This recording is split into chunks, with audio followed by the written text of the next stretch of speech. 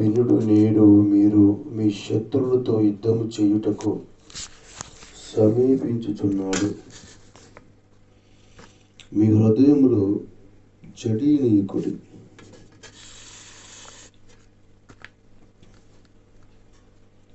భయపడకుడి. మీ హృదయాలని జడియనీయద్దట, భయపడద్దట.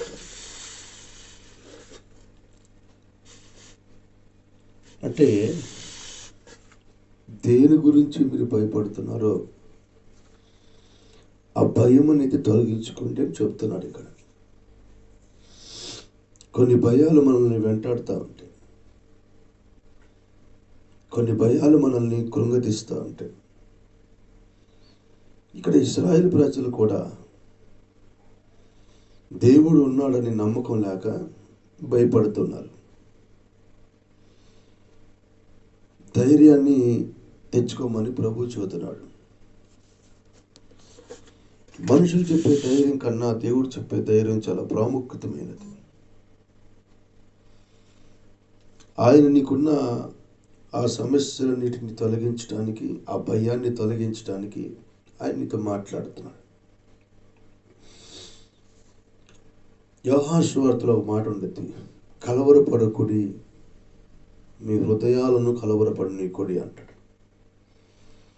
ఏదో జరిగిద్దని మనం భయపడాల్సిన అవసరం లేదు. ఏం జరగదు. అది ఎంత ప్రాబ్లం అయినా ఆయన పరిష్కరిస్తాడు. నువ్వు భయపడినంత మాత్రాన ఏమి సాధించలేవు. ధైర్యంగా ఉండాలని దేవుడు చెబుతున్నాడు. అంటే నీకు రాబోతున్న ప్రమాదాన్ని తప్పిస్తాను. ఏ అనారోగ్యం కూడా నేనేం చేయలేదు, ఏ అప్పులు సమస్యలు కూడా నేనేం చేయలేవు.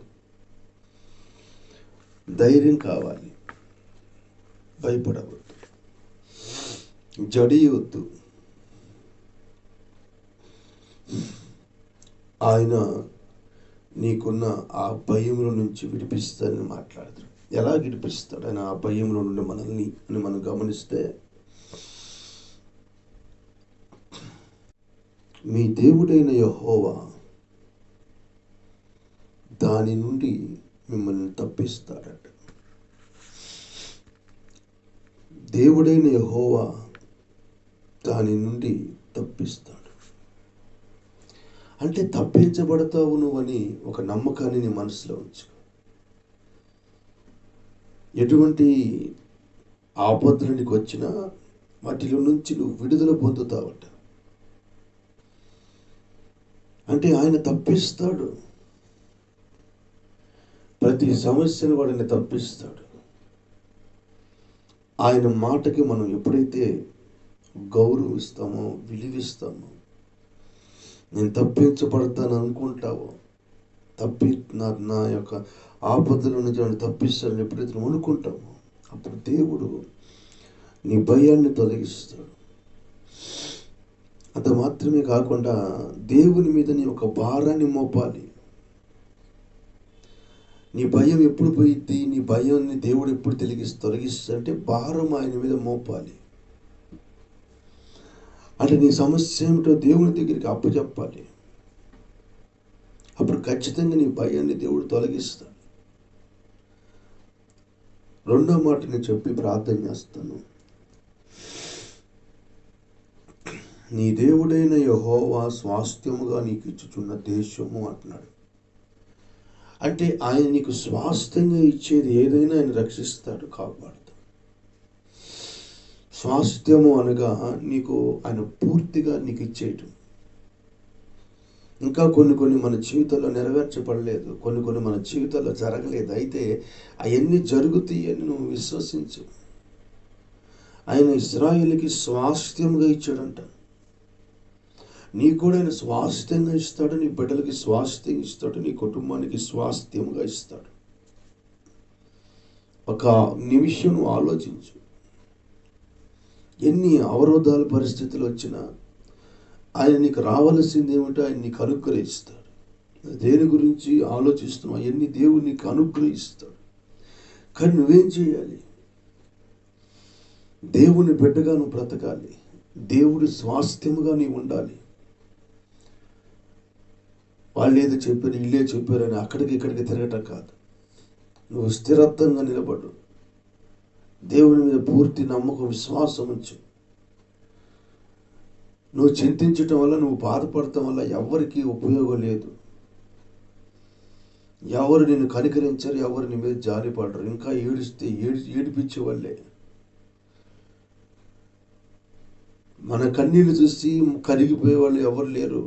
కన్న బిడ్డలైనా, కట్టుకున్న భర్త అయినా, కట్టుకున్న భార్య అయినా, ఎవరైనా మన కన్నీళ్ళని చూసి జాలిపడేవాళ్ళు లేరు. ఒకవేళ పడ్డా ఒక రోజు 2 రోజులు పాడతారు. కొంతమంది అయితే సంతోషిస్తారు, వీళ్ళకి ఇంతే జరగాలి అని. ఎవరి దగ్గర నువ్వు భయపడుతున్నావు, ఎవరి దగ్గర నువ్వు కన్నీళ్ళు కారుస్తున్నావు, ఒక్కసారి జ్ఞాపకం చేసుకో. బైబిల్లో యెఫ్తా అని ఒక వ్యక్తి ఉన్నాడు. ఆయన దేవుని మందిరంలోకి వెళ్ళి కన్నీళ్ళు కార్చాడట. అందుకే ఆయన ఆస్వాదించాడు దేవుడు. నువ్వు భయపడవద్దు. అందుకని దేవుడు అంటాడు, నీ ఎదుటినున్న ఎర్ర సముద్రాన్ని చూసి వెనకమాలున్న ఫరో సైన్యాన్ని చూసి నువ్వు భయపడవద్దు. నేను ఈ యొక్క రహదారిలో మార్గాన్ని చూపించే దేవుడను. వాళ్ళ పక్షంగా చేసిన కార్యాలు నీ పక్షంగా ఎందుకు చేయలేడు? నీకు నీవే ఆలోచించుకొని నీకు నీవే భయపడవద్దు. దేవుడి మీద నీ భారాన్ని మోపాలి. అప్పుడు నీ భయం తొలగిపోయింది. దేవునికి నీ సమస్య ఏమిటో నువ్వు చెప్పి, నువ్వు స్వాస్థ్యం ఆయన నాకు ఇస్తాడని నమ్మాలి. అప్పుడు నీ భయము, కలవరం తొలగిపోయింది. నీ చీకటిలో నుంచి దేవుడు నీకు వెలుగుని ప్రకాశింపజేస్తాడు. నీ కుటుంబంలో శాంతి సమాధానాలతో ఉంటావు. ఎంతమంది ఎన్ని భయపెట్టే పరిస్థితులు నీకు ఎదురు చెప్పినా, ఎదురు చూపించిన, ఐ డోంట్ కేర్, నేను భయపడను. ఆయన నీకు తోడే ఉన్నాడు. ఆయన సింహాసనం మీద